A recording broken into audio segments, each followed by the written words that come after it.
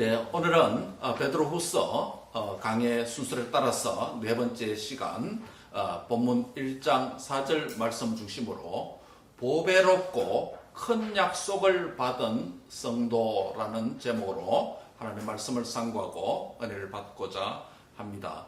오늘 본문을 상고하기 전에 지난주에 있었던 어떤 말씀이 있었습니까? 3절에 보시면 그의 신기한 능력으로, 그의 신적인 능력으로 생명과 경건에 관한 또한 속한 모든 것을 저와 여러분에게 이미 주셨다라는 말씀을 3절 상반절에서 말씀하고 있죠.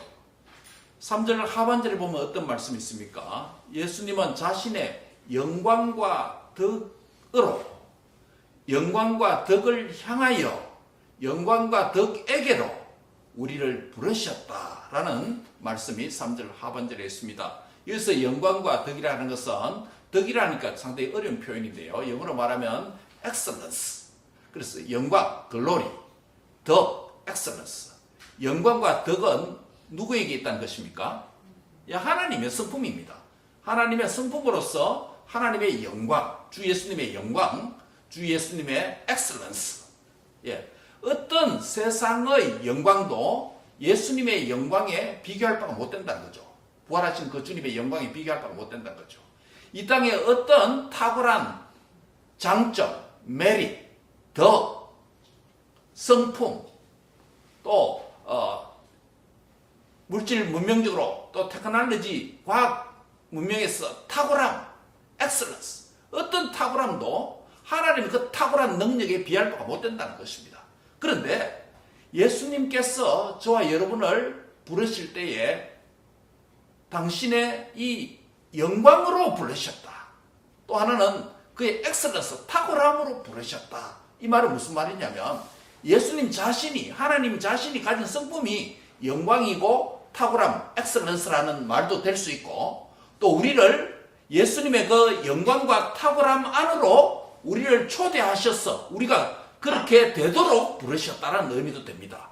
그러면 우리의 이 주님에게로 부름을 받았다라는 의미는 굉장한 의미가 됩니다.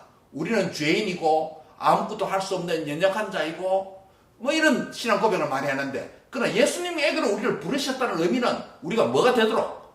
하나님의 영광이 되도록 부르셨고, 또 하나는요, 그분의 덕, 엑셀런스, 탁월함이 되도록 우리를 부르셨다는 거예요. 그럼 우리가 지상에서 삶이 하나님의 영광을 드러내는 삶을 살아야 된다는 의미가 되고, 또 하나는 하나님의 탁월함을 드러내는 탁월한 성도, 탁월한 삶을 사는 탁월한 성도가 되어야 된다는 의미도 됩니다. 다시 말씀드리면 우리를 하나님의 영광과 엑셀런스, 덕으로 우리를 부르셨다. 바로 우리가 하나님의 영광과 엑셀런스, 탁월함이 되도록 우리를 불러주셨습니다. 그런데 오늘 4절에는 어떤 말씀이 있습니까? 무엇으로 시작합니까? 이로써, 이것으로써, 이것이 무엇을 가리킬까요? 그게 포인트입니다. 그렇기 때문에 제가 앞에 3절 내용을 다시 언급하는 이유입니다. 이것을 통해서, 원문은 이로써가 뭐냐면 이것들로서 복수가 되어 있습니다. 그것도 여성명사로 되어 있습니다. 여성명사 이것들을 가리키는 앞에 선행사 명사가 있겠죠. 무엇을 가리키냐 하면 우리가 지금 말씀드린 영광과 덕이에요. 영광도 여성명사고 덕도 여성명사입니다. 두 개니까 복수죠. 그래서 영광과 덕으로서 우리에게 무엇을 주셨다? 4절에 큰 약속을 주셨다라는 이런 의미가 됩니다. 그럼 성경이 좀 해석이 되죠. 그러면 결국 그리스도를 믿는 저와 여러분은 주님으로부터 무엇을 받았다? 약속을 받은 성도다라는 겁니다. 오늘 제목이 바로 그겁니다. 보배롭고 큰 약속을 받은 성도다라는 겁니다. 한번 같이 하겠습니다. 첫 번째 포인트는 이겁니다. 나는 주님의 약속을 받은 성도입니다. 주님의 약속을 받은 성도입니다.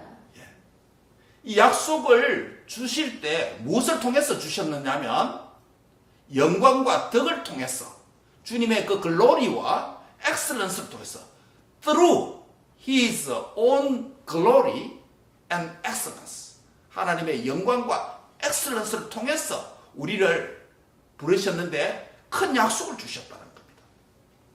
약속에 대한 두 가지 특징이 오늘 본문에 나타납니다. 하나는 보배롭다라는 것이고 또 하나 뭐죠? 예, 지극히 크다라는 겁니다. 여러분 약속이 보배롭다. 그 다음에 약속이 지극히 크다라는 말이 무슨 말일까요? 보배롭고 지극히 크다라는 약속은 무엇을 의미할까? 기본적인 의미는 이겁니다. 그 약속이 반드시 뭐한다? 이루어진다라는 의미를 담고 있습니다. 반대말이 뭐겠습니까? 뻥이죠. 뻥. 우리 속된 말로 뻥이라고 합니다. 정치인들이 많은 정책 약속을 합니다. 선거 공약이라고 부르죠. 공적인 약속이기 때문에 공약이라고 부릅니다. 그런데 공적인 약속조차 잘 안 지키기 때문에 그걸 뭐라고 바꾸면 부릅니까? 빌공짜로 써서 공적인 약속이 아니라 빌공짜, 함께 공짜를 안 쓰고 빌공짜로 써서 텅 빈 약속이다. 신실하지 못한 약속이다 부를 때 공약이다. 그렇게 우리가 정치인들의 약속을 비웃습니다. 뻥이라는 말이죠. 거짓말이라는 말이죠. 그런데 오늘 이 본문에서 약속은 보배롭다. 또 하나 뭐라고요? 지극히 크다라는 겁니다. 보배로운 약속은 무슨 의미일까요? 약속 특징을 먼저 살펴봅니다. 약속 내용을 보기 전에. 약속 특징 첫 번째는 보배롭다는 것입니다. 약속하는 자가 그 약속한 내용이 엄청난 가치를 가진다고 할 때 그 약속을 우리가 보배롭다라고 부릅니다. 우리가 내일 내가 캔디 하나 사줄게 이렇게 약속 행가하고 그 다음 내일 내가 너한테 집 한 채 사줄게 하고 어느 약속이 큽니까? 후자가 크죠. 예. 아니 그 약속 진짜 약속이라면 그 약속의 내용이 엄청난 가치를 지닐 때 우리가 그 약속을 뭐라고 부를 수 있다고요? 첫 번째 특징인 보배롭다. 보배로운 약속이다. precious promise라고 부를 수 있다는 겁니다. 그 다음 지극히 큰 약속이다라고 했을 때는 그 의미가 뭘까요? 약속하는 자가 약속받는 자에게 큰 희생과 대가를 지불하고 책임을 지고 그 약속이 보장된다라는 의미가 되겠죠. 희생도 없이 그냥 책임도 다하지 않고 약속하는 사람이 그냥 말만 해버리면 그건 뭐 약속이 아니죠. 그건 큰 약속이 될 수 없죠. 약속하는 자가 큰 희생과 큰 대가를 치러서 주어질 때 그 약속이 지극히 크다라고 이렇게 말할 수 있는 것입니다. 하나 예를 들어볼까요? 미국에 우리 여행하다 보면 모텔 가운데 이런 할리데이 인 있잖아요. 할리데이 인 많이 들어보셨죠?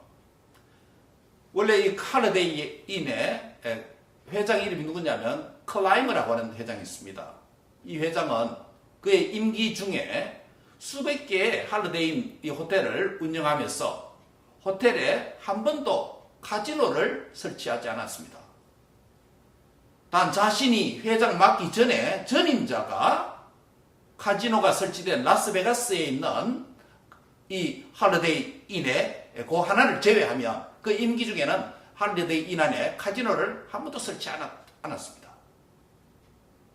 그런데 회사의 간부들은 이 회사 사세를 더욱더 확장시키기 위해서 비즈니스가 더 확장되기 위해서 뉴저지의 호텔에 카지노를 설치하자고 주장을 했습니다. 회장에게. 클라이머 회장은 그것을 단호히 거절합니다. 그러나 중력들은 끊임없이 카지노를 설치하기를 건의했습니다. 비즈니스 확장되기 때문에 이유는 많이 남겨야 되기 때문에. 클라이머 회장은 이 문제를 놓고 가족들과 상의한 후에 자신의 회장직을 포기합니다. 왜냐하면 그가 운영하는 이 할리데이 인 안에 카지노를 두지 않기로 그가 회장을 되기 전에 하나님과 약속을 했기 때문입니다. 사람들 간의 약속도 중요한데 하나님과 약속했기 때문에 그것을 아주 소중한 것으로 보배로운 것으로 그가 여겼습니다. 그래서 그는 가족들과 상의한 후에 그의 회장직을 내려놓습니다. 자신의 명예와 부가 보장되어 있는 회장직을 포기할 만큼 자신이 한 약속을 가볍게 여기지 않고 보배롭고 큰 약속으로 여긴 한 사례가 될 수 있습니다.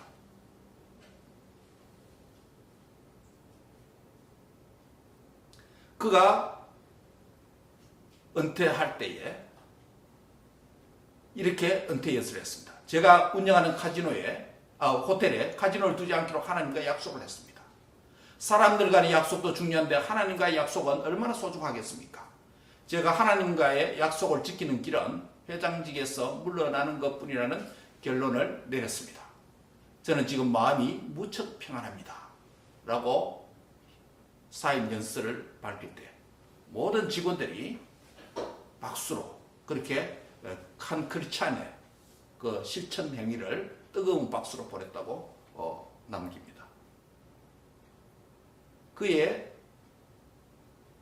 약속, 하나님 앞에서 한 약속, 그것을 가볍게 여기지 않고 보배롭고 큰 약속으로 여겼기 때문에 그는 그에 합당한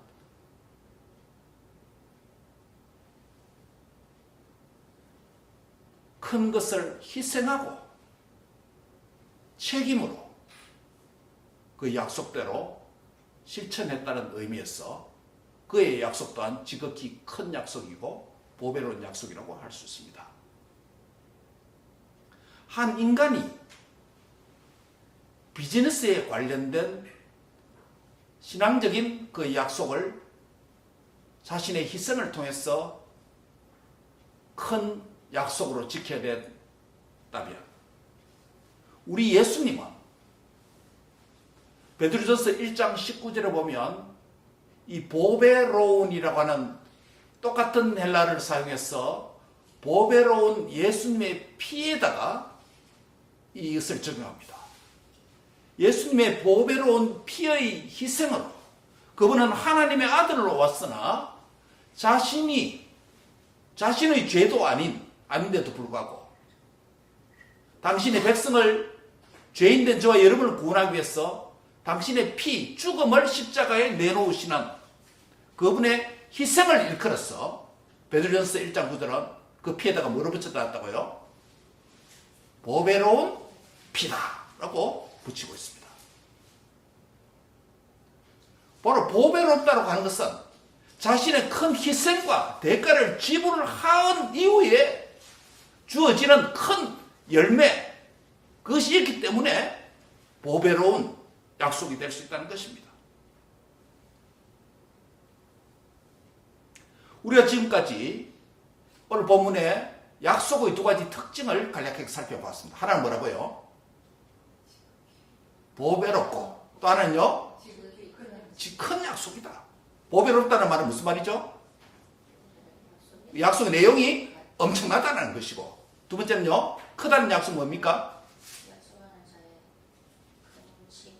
큰 희생과 책임이 보장되는 약속을 이끌 때 큰 약속이라고 부를 수 있다는 겁니다. 자, 그렇다면 이 약속의 내용이 뭘까요? 왜 갑자기 약속 얘기를 이 본문에서 꺼냈을까요? 이 약속은 무엇을 의미할까요? 이 약속은 한마디로 말하면 주님의 재림에 대한 약속입니다. 주님이 다시 오시겠다고 하는 약속입니다. 이제 그 약속이, 재림의 약속이 오늘 베드로 후서의 본문의 문맥 안에서 어디에 나타날까요? 우리가 살펴봐야 되겠죠. 이 약속이 재림의 약속이라면 재림에 대한 약속을 말해놓은 이 본문 안에서 베드로가 의미했던 것이 무엇인지 살펴봐야 이 약속의 의미를 더욱더 자세히 알 수 있습니다. 첫 번째는 베드로후서 3장 4절입니다. 베드로후서 3장 4절 같이 읽습니다. 시작. 이르되 주께서 강림하신다는 약속이 어디 있느냐? 조상들의 장으로부터 만물이 처음 창조될 때와 같이 그냥 있다. 예, 3장 4절 보면 주께서 강림하신다라고 하는 무슨 약속이라고 부릅니다. 이 약속은 한마디로 말하면 주님이 재림하신다, 강림하신다, 다시 오신다라는 약속입니다. 예수님께서 승천하시기 전에 재림에 대한 약속을 하셨습니다. 사도 베드로가 이 약속을 지금 기억하고 있습니다.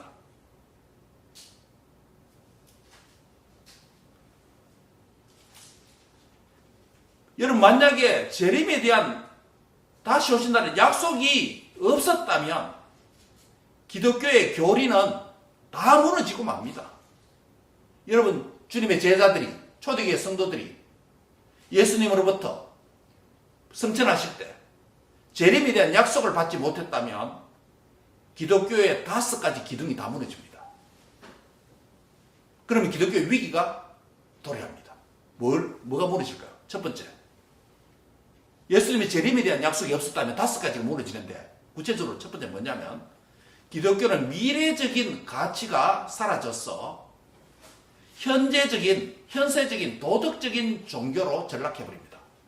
여러분, 성경에서 가르침 다 뭡니까? 하나님을 믿고 선하게 살아라, 이웃을 사랑하라, 전부 다 이 내용도 아닙니까? 그런데 만약에 다시 온 재림이 없다면 성경의 가르침은 미래가 없기 때문에 다 이 땅에서 하는 일이에요. 그러면 이 땅에서 도덕 정도로 가르치는 유교나 다를 바가 없습니다. 현재 삶만 강조하는 것밖에 되지 않습니다. 도덕적 종교로 타락해버린다, 기독교가. 두 번째는요, 현재 기복적인 종교로 타락합니다. 전락합니다. 왜 그렇습니까? 여러분, 주님 다시 재림하지 않는다면 성경에서 말하는 이 다 복은 뭐예요? 이 땅에서 복밖에 안 되는 거예요. 안 그렇겠습니까? 여러분, 내수의 복이 없으면, 주님 다시 오지 않으면 성경에서 그 많은 복을 말하는데 복이라는 단어가 얼마나 많이 나옵니까? 그게 다 현재만 적용되는 것밖에 안 되잖아요. 그럼 세상의 다른 종교에서 말하는 현재 복 받는 것, 현재 기복적인 종교밖에 되지 않는 겁니다. 기독교가 다 무너집니다. 주님 재림에 대한 약속이 없다면. 첫 번째 뭐가 무너진다고요? 도덕적 종교로 전락해버린다. 두 번째는요, 현재 기복적인 종교로 현재 복을 땅의 복만 구하는 종교가 되어버린다. 세 번째는 뭐냐면, 예수님이 만약에 다시 오신다는 약속이 하지 아니하셨다면 내세의 천국이 사라집니다. 여러분, 이 땅에 지상 낙원을 건설합시다.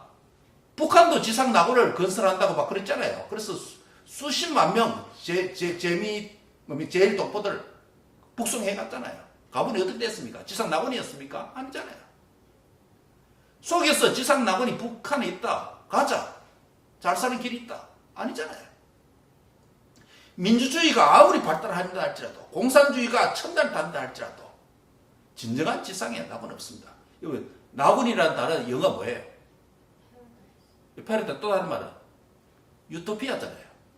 유토피아가 무슨 뜻이지 압니까? 유가 없다는 뜻이에요. 토피아는 없다는, 장소가 없다는 것이에요. 지상에 진정한 낙원이 있다 없다? 없다는 것이에요. 그 아이러니컬 하죠. 유토피아가 낙원인데 낙원이 없다는 거예요. 주님이 다시 오시지 않으면 이 땅에서만 낙원을 만들어야 된다는 소리예요. 기독교가 지상 낙원을 주장하는 것밖에 안 된다는 것이에요. 네 번째는 주님의 재림에 대한 약속이 없으면 종국적인 심판과 구원에 대한 하나님의 정의가 사라집니다. 여러분, 예수님 오셔야 의인은 구원하고 죄인은 심판할 것 아닙니까? 예수님 다시 안 오면 궁극적 정의가 없는 겁니다. 궁극적 정의가 없습니다. 그럼 우리가 믿을 가치가 하나도 없습니다. 마지막 5번째 뭐냐면, 성경의 마지막 책 무슨 책? 요한계시록이 존재할 필요가 있습니까? 없습니까? 없어집니다. 성경이 필요 없다. 그러니까 예수님의 강림, 다시 오신다는 약속이 이만큼 중요한 거예요. 다시 오신다는 이 약속이 없으면, 이 약속을 안 했다면 기독교가 그냥 사근이 모래 위에 지은 것밖에 되지 않아요. 그냥 완전 다 무너집니다. 여러분, 메시가 없으면, 주님 다시 오심이 없으면, 천국이 없으면 이 땅에서 바르게 살고 선하게 살고 so what? 조금 밝은 사회는 유지할 수 있을죠. 도덕적으로 선한 사회는 유지할 수 있을죠. 궁극적 세계가 없는데 다 무너지는, 기독교가 다 무너지는 거예요. 바로 주님께서 우리에게 약속을 주셨다라는 의미는 이 본문에서 우리에게 보배롭고 큰 약속을 주셨는데, 이 약속은 다름이 아니라 재림에 대한 약속을 주셨다라는 것을 베드로후서 초반에 재림에 대한 약속을 언급을 하고 있습니다. 이 약속이 구체적인 게 어떤 것인지 베드로후서 문맥안에서 첫 번째로 3장 4절에서 우리가 보았습니다. 주께서 강림하신다는 약속이었습니다. 그런데 3장 9절에 이 약속이 또 언급됩니다. 다시 볼까요? 3장 9절입니다. 베드로후서 3장 9절 같이 읽습니다. 시작. 주의 약속은 어떤 이들이 더디다고 생각하는 것 같이 더딘 것이 아니라 오직 주께서는 너희를 대하여 오래 참으사 아무도 멸망하지 아니하고 회개하기에 이르기를 원하시느니라. 예, 주님이 약속하셨기 때문에 보배롭고 큰 약속 그 반드시 어떻게 된다? 이루어진다는 겁니다. 그래서 보배롭고 큰 약속이라는 거예요. 반드시 이루어집니다.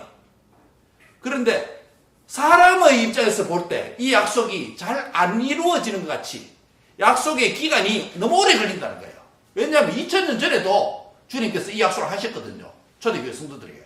지금 2002년 지난 신약교회 우리에게도 아직 이 약속이 유효한데 주님이 오셨습니까? 안 오셨습니까? 아직 안 오신 거예요. 그 사람의 입장에서 보면 이 약속이 더디 이루어지는 것 같아서 야 주님이 정말 오실까? 의심을 품을 만하다는 거예요. 품을 만하다는 거예요. 의심 가질 만하다는 거예요. 그런데 사람의 입장에서는 더디 오는 것 같으나 하나님의 관점에서 뭐라고요? 하나님이 그 더딘 기간 동안에 뭐하고 계신다? 오래 참고 계신다. 왜 오래 참습니까? 힘이 없어서? 오기 싫어서?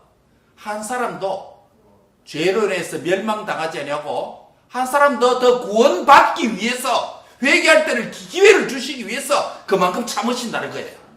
오래 참는 이유가 뭐라고요? 저와 여러분을 향한 하나님의 사랑 때문이라는 거예요. 사랑 때문이라는 거예요.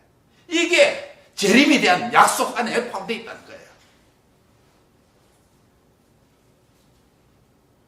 마지막 세 번째는 3장 13절에 재림에 대한 부분을 담고 있습니다. 3장 13절입니다. 같이 읽습니다. 시작. 우리는 그의 약속대로 의가 있는 곳인 새 하늘과 새 땅을 바라보노라. 주님이 지금 보배롭고 큰 약속을 주셨는데 그 약속은 반드시 이루어진다는 것이 전제가 됐는데 그 약속이 재림에 대한 약속인데 그 재림을 말하는 오늘 이 본문 안에서 그 약속을 찾아보니까 세 가지 나타난 겁니다. 하나는 뭐라고요? 주께서 강림하신다는 약속이고 그 다음에 이 약속은 오래 참는데 주님의 사랑 때문이고 한 사람도 멸망받지 않고 다 회개하기를 원하신다. 마지막 세 번째는 이 약속대로 의가 있는 곳인 뭐가 있다? 새하늘과 새 땅을 바라볼 수 있도록 했다. 여기서 의가 있는 곳은 의의 주님이 계신 곳, 주님의 의가 충만한 곳, 어디요? 하늘과 새하늘과 새 땅 천국을 가리키죠. 그래서 결국 주님께서 우리에게 보배롭고 큰 약속은 한마디로 말하면 뭐에 대한 약속이다? 재림과 천국에 대한 약속이다 라는 것으로 결말을 맺을 수 있습니다. 그러므로 재림에 대한 주님의 약속을 저와 여러분은 받았다는 것이에요. 사도 베드로가 이것을 지금 강조합니다. 재림에 대한 약속을 받은 자라는 이 사실에 너희가 명심해야 된다. 나는 주님의 확실한 약속을 받았다. 단순한 약속이 아니라 가치 없는 약속이 아니라 보배롭고 큰 약속을 선물로 받았다는 거예요.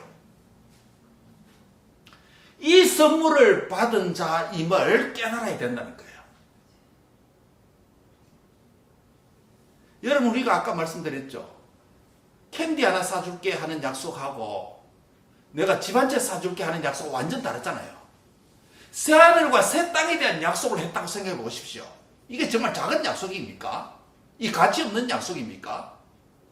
보배롭고 지극히 큰 약속을 받기 부담스럽기까지 한 그런 약속을 저와 여러분에게 선물로 주셨다는 것입니다. 믿으시기 바랍니다. 우리 찬송 가사가 있죠. 주의 신실하신 약속 나 받았네. 주님의 신실하신 확실하고 크고 높은 이 약속을 저와 여러분이 선물로 받은 자임을 확신하시기 바랍니다. 이 약속이 있기 때문에 우리가 예수님을 믿고 천국 갈 소망을 품고 있는 거 아닙니까? 이 약속 없으면, 이 약속 뻥이라면 우리 믿는 거 다 헛일입니다. 헛일 아니겠습니까? 여러분, 믿는 저와 여러분을 향해서 새하늘과 새 땅이 보장되어 있는 줄 믿습니까? 정말 믿습니까? 새하늘과 새 땅이 있다. 이게 사람의 약속도 아닌 누구의 약속이다? 하나님 예수님이 약속하셨던 거예요. 그래서 지극히 크고 보배로운 약속이다. 이 약속의 특징에 대해서 그렇게 말을 하고 있는 것입니다. 그런데 4절 하반절에 보면 이 약속을 받았기 때문에 어떤 결과가 우리에게 왔는가라는 것을 우리에게 이어서 말씀합니다. 따라합니다. 주님의 약속받은 나는 주님의 약속받은 나는 세상을 이길 수 있습니다. 세상을 이길 수 있습니다. 예. 약속받은 성도는 사람이기 때문에 정욕에 따라서 살 수 있고 세상의 죄와 유혹에 넘어질 수 있고 썩어져가는 세상의 관습과 문화에 의해서 지배를 받고 영향을 받고 하나님을 배반할 가능성도 있습니다. 그런데 그 약속은 뭐라고 말합니까? 그 약속은 무엇을 이기게 한다? 세상에 썩어질 세상에서 정욕을 피하게 한다. 피하게 한다는 것은 정욕을 이기게 한다. 정욕에서 해방되도록 만든다. 벗어나게 만든다. 라는 의미입니다. 여기서 말하는 정욕이라는 것은 우리 인간이 갖고 있는 본능적인 욕구를 의미하지 않습니다.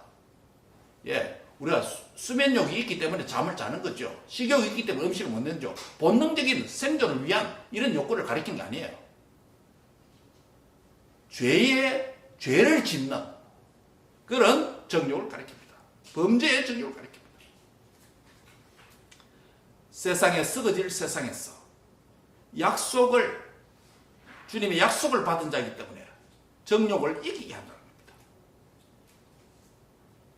역으로 말하면 세상의 정욕과 범죄의 시험에 자주 무너지고 썩어질 세상의 죄악들에 압도당했다면 나의 다시 오신다라고 하는 주님의 재림신앙이 천국신앙이 소망이 약화되었다고 볼 수 있습니다. 심판의 하나님, 징계의 하나님에 대한 신앙이 약해졌다는 것을 의미할 수 있습니다. 여러분, 부모가 열심히 노동을 하고 수고를 하는 것도 뭐에 대한 소망을 가지고 있습니까? 우리의 자녀, 가족들 위한 그 소망을 갖고 있지 않습니까? 행복을 갖고 있지 않습니까? 제가 그 여행 유튜브를 하나 보니까 중국의 그 MZ세대 20, 30대 그 청년들의 삶을 보여주는데 잡이 없었어. 그 도시 물가는 비싼데 잡이 없었어. 하루에 16시간을 일하더라고. 하루에 16시간. 그 투잡입니다. 아침 6시 출근해서 5시 하나 끝내고 집에 잠시 가서 또 옷 갈아입고 와서 6시부터 해서 12시, 늦으면 1시까지 하더라고. 그래도 뭐 저축하고 이럴 여지가 없는 거예요. 근데 생존 위해서 사는 거예요.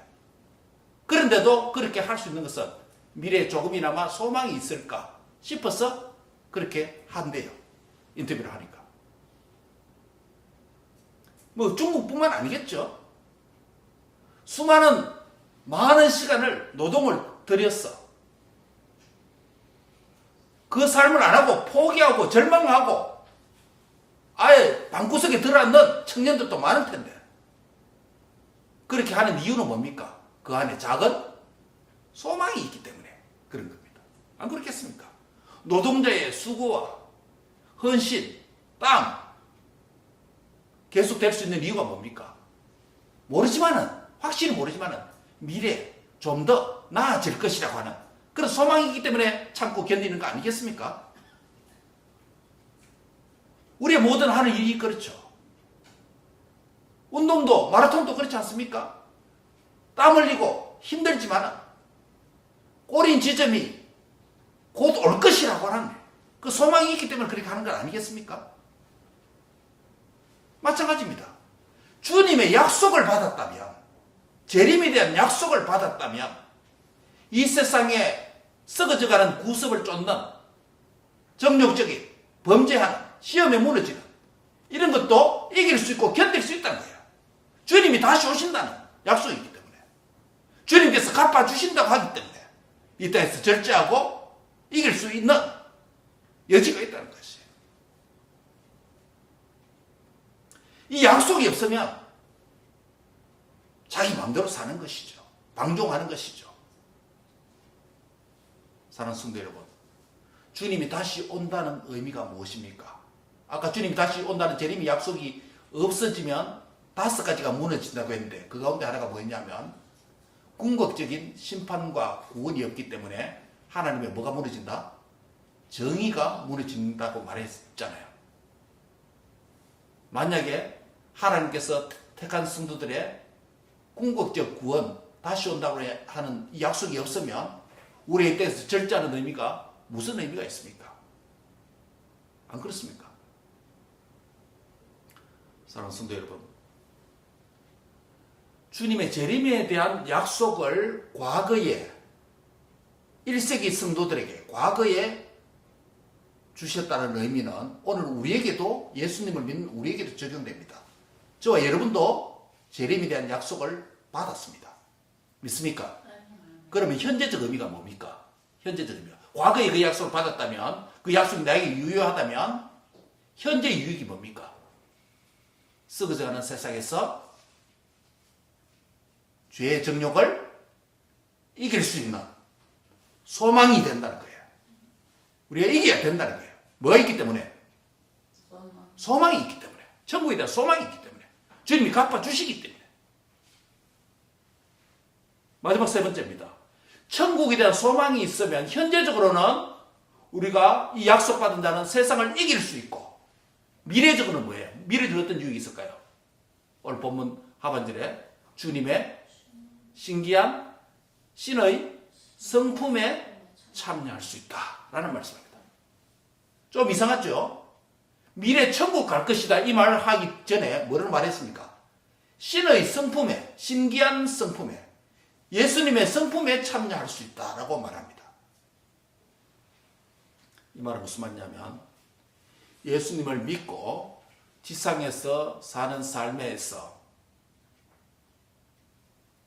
변화되지 아니하고 내 성품이 살아있고 내 자아가 살아있어서 주님을 닮지 못하는 연약한 그리스도를 향해서 도전과 또 방향을 제시해주는 말씀입니다. 주님의 약속이 있기 때문에 현재적으로 그 죄를 이길 뿐만 아니라 미래적으로 주님을 더 닮아가는 그리스도인으로 살아야 된다고 하는 소망과 우리의 삶의 목표와 방향을 우리에게 보여주고 있습니다. 그리스도인이 어떻게 살아야 되는가? 결국 누구를 닮기 위해서? 예수님의 성품을 담기 위해서 살아야 된다. 자, 그럼 현재 내 자신 한번 봅시다. 그리스도인인 나는 그 재림에 대한 약속을 과거에 성도들이 받았고 그 약속이 나에게 유효합니다. 그 약속을 과거에 받았다면 현재적으로 죄와 싸우고 있습니까? 죄와 싸워서 포기해버립니까? 예, 싸워야 되겠죠. 전투하는 그리스도를 살아야 됩니다. 그 다음에 그런 이후에 미래적으로 우리가 얻게 되는 게 뭐예요? 주님의 성품을 담는 그리스도인이 된다는 거예요. 자, 그러면 나의 성품은 주님을 얼마나 닮았습니까? 주님을 얼마나 나타내고 있습니까? 그분의 글로리와 엑셀런스를 얼마나 얻고 담고 주님의 글로리와 엑셀런스를 얼마나 나타내는 그리스도인으로 살아가고 있습니까? 답은 어디 있느냐면 주님의 재림에 대한 약속을 확실히 부여잡아라는 거예요. 이 약속이 희미하고 티미하기 때문에 죄와 싸우지도 않고 포기해버리고 주님을 닮지 아니하는 약한 약골 그리스도인이 된다는 거예요. 다시금 주님의 재림에 대한 이 약속에 대한 신앙을 다시 한번 새롭게 무장하는 성도들이 되시기를 축원합니다. 이 밝은 문명 세계에서 이 미국의 경치 좋고 공기 좋고 이 불편 없는 문명 세계 주님이 안 와도 됩니다. 우리 여기 지상 나골입니다. 이렇게 살아야 되는 건 아니잖아요. 아무리 풍성하고 풍요롭고 화려한 이 땅의 문화 속에서 선진 세계에서 살아간다 할지라도 우리 모두는 반드시 한 번은 무엇을 직면합니까? 예, 직면합니다. 잠사 없습니다. 다 맞이합니다. 순서도 없습니다. 주님의 재림에 대한 약속을 여러분 확실히 붙잡으시기 바랍니다. 우리가 건강할 때, 우리가 평안할 때 주님에 대한 재림에 대한 약속을 다시 한번 확신하는 은혜가 있길 바랍니다. 따라하면 주님은 다시 오십니다. 주 예수님이 강림하십니다. 믿습니까? 주님 다시 오신다는 이 약속을 내 마음속에 한번 깊이 새기기 바랍니다. 그래서 현재적으로는 죄와 싸워서 이기는 삶을 살아야 되고 미래적으로는 주님을 더욱더 닮아가는 그리스도인으로 열매 맺는 복된 순도가 되시기를 주의 이름으로 축원합니다. 이것이 바로 보배롭고 큰 약속을 우리에게 주신 이유다라는 것을 믿습니다. 기도하겠습니다. 하나님 감사합니다. 세상 사람들이 주는 약속도 부여잡고 그 약속을 믿고 행하면 적당한 가치가 보장되는데 주 예수님께서 보배롭고 지극히 큰 약속을 우리에게 천국을 약속했다면 그 결과는 어떤 것이 되겠습니까? 그런데 현대 그리스도인으로 살아가면서 주님이 다시 오신다라고 하는 이 약속에 대해서 너무나도 무감각하게 가볍게 작은 약속으로 미미한 약속으로 치부해버리고 살아가는 우리의 연약함을 용서해 주시옵소서. 그래서 자주 넘어지고 자주 주님을 닮지 못하고 실패한 그리스도인으로 가난하게 살아갈 수밖에 없는 자들입니다. 주여 불쌍히 여겨 주옵소서. 주님이 다시 오신다라고 하는 보배롭고 지극히 큰 약속을 다시 한번 상기하고 그 약속을 내 마음에 깊이 새기고 확신하는 삶을 살도록 도와주시옵소서. 내 삶 속에서도 주님이 다시 오신다는 소망을 품게 해 주옵소서. 나의 어둠의 삶의 과정에서도 주님이 다시 오신다는 소망이 불빛이 밝아지게 해 주옵소서. 그 소망 붙들고 이 어두운 세상을 승리자로 살아가는 주의 자녀들 되도록 축복해 주옵소서. 그래서 죄를 이기고 주님을 더욱더 닮아가는 성품이 되도록 은혜를 베풀어 주옵소서. 예수님의 이름으로 기도합니다. 아멘.